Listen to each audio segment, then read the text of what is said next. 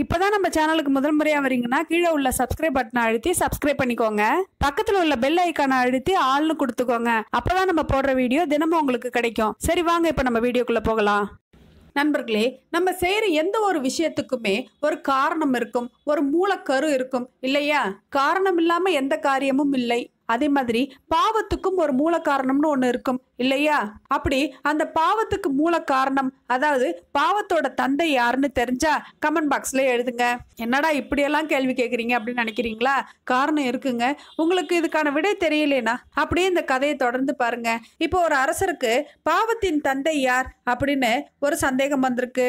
அரசவையில் இருந்த பண்டிதரை தனது நண்பன் போலவே அவர் நடத்தி வந்தார். அவரை நோக்கி, பாவத்தின் தந்தை யார், இதற்கான சரியான பதிலை நீங்கள் சொல்ல வேண்டும் என்றார் அரசன். பண்டிதருக்கோ பெரும் குழப்பம் ஏற்பட்டது.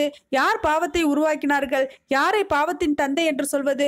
அவரது முகத்தில் நிலவிய குழப்பத்தை கண்ட அரசன், சரி, இதற்கு உடனடியாக பதில் சொல்ல வேண்டாம், ஒரு வாரத்திற்குள் பதில் சொல்லுங்கள். ஆனால் சரியான பதிலை சொல்லாவிட்டால் தகுந்த தண்டனை உண்டு என்று எச்சரித்தார். வீடு திரும்பிய பண்டிதர் தனக்கு தெரிந்த நூல்களை எல்லாம் புரட்டினார். சரியான பதில் கிடைக்கவில்லை. தெரிந்தவர்களிடம் கேட்டு பார்த்தார். அவர்கள் உதட்டை பிதுக்கினார்கள். நாட்கள் கழிந்தன. ஊரில் ஓடும் நதிக்கரையின் ஓரமாக சோகமான முகத்துடன் அவர் நடந்து சென்று கொண்டிருந்தார். நாளைக்குள் பதில் சொல்ல வேண்டுமே என்ற கவலையுடன்.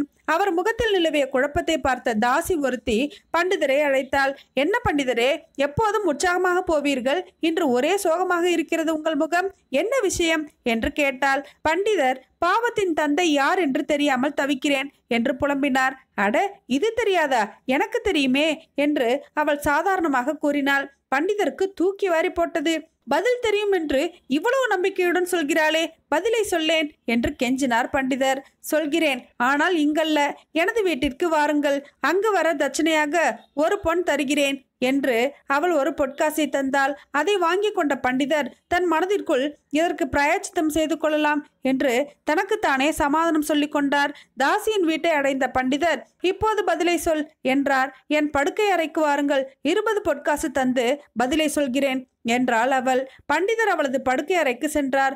அடடா, என்ன ஒரு அற்புதமான படுக்கை அறை. சரி, இப்போது பதிலை சொல்லேன் என்று கேட்டார் பண்டிதர். வந்தது வந்தீர்கள், என் மடியில் படுத்துக்கொண்டே பதிலை கேளுங்கள், கொஞ்சம் சுவையான மாமிசத்தை வேறு சாப்பிடலாம் என்றாள் அவள். சும்மா படுக்க வேண்டாம், 100 பொற்காசுகள் தருகிறேன், என் மார்பை அலங்கரிக்கும் வைர மாலைகளையும் கூடவே தருகிறேன் என்றாள் அவள். பண்டிதருக்கு அவள் மார்பை அலங்கரிக்கும் வைரமாலை கண்களை பறித்தது. சரி, பெரிதாக பிராயச்சித்தம் செய்து கொள்ள வேண்டியதுதான் என்று அவர் மனதை சமாதானப்படுத்தி கொண்டு அவள் மடியில் படுத்தார். ஒரு மாமிச துண்டை கையில் எடுத்து வாயில் போட இருந்த தருணம் அந்த தாசி திடீரென்று எழுந்தாள். பண்டிதரை தூக்கி தள்ளியதோடு பலார் என்று ஒரு அறை அவள் கன்னத்தில் விட்டாள். பண்டிதர் துடிதுடித்து போனார். இப்போது தெரிந்ததா விடை? பாவத்தின் தந்தை ஆசை, பேராசை. உங்களுக்கான பதில் கிடைத்து விட்டதா என்று கேட்டாள் தாசி. தாசியின் குரல் பண்டிதரின் மனதில் ஆழ பதிந்தது. அவருக்கு சற்று நேரத்தில் ஞானம் கிடைத்து விட்டது. கையில் இருந்த பொற்காசுகளை எல்லாம் தூக்கி எறிந்தார். சாலை வழியே விடை தெரிந்து விட்டது, விடை தெரிந்து விட்டது என்று கத்திக்கொண்டே ஓடினார். நேராக அரண்மனைக்கு சென்று பண்டிதர் மன்னரை சந்தித்தார். மக்கள் கூட்டமும் பெருகிவிட்டது.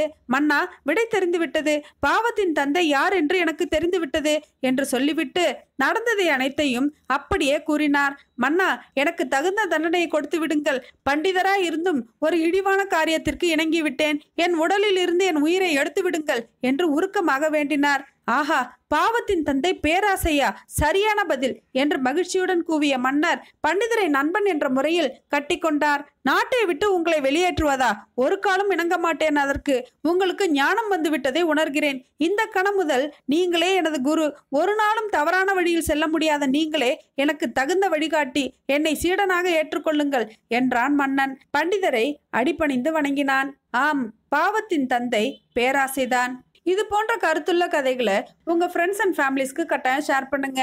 நீங்க இந்த வீடியோவை ஷேர் பண்ணணுன்ற அவசியம் கூட இல்லைங்க. நீங்க உங்க நண்பர்கள், உறவினர்கள் யார்கிட்டயாவது பேசிக்கிட்டு இருக்கும்போது இது போன்ற கதைகளை நீங்க சொல்லும் போது அவங்க கிட்ட உங்களுடைய மரியாதை ரொம்பவே அதிகரிக்கும். அது மட்டும் இல்லைங்க, சிறந்த விஷயங்களை, நல்ல நல்ல கருத்துள்ள கதைகளை நம்ம மக்கள் கிட்ட சொல்லும் போது இந்த சமுதாயத்துல நம்மளால முடிஞ்ச ஒரு சிறு நல்லதை நம்மளும் செஞ்சோன்னு ஒரு திருப்தி இருக்கும். நம்மளால சமுதாயத்துல ஒரு சின்ன நல்ல மாற்றம் வந்தா கூட அது நமக்கு மிகப்பெரிய சந்தோஷம். இந்த கதை உங்களுக்கு நிச்சயம் பிடிச்சிருக்கும்னு நினைக்கிறேன். இந்த கதை பிடிச்சிருந்தா லைக் பண்ணுங்க. இந்த கதையை பத்தின கருத்துக்களை கமெண்ட் பாக்ஸ்ல எழுதுங்க. மேலும் இது போன்ற கதைகளை கேட்க நமது கதைகளின் ராணி சேனலை சப்ஸ்கிரைப் பண்ணுங்க. நன்றி, வணக்கம்.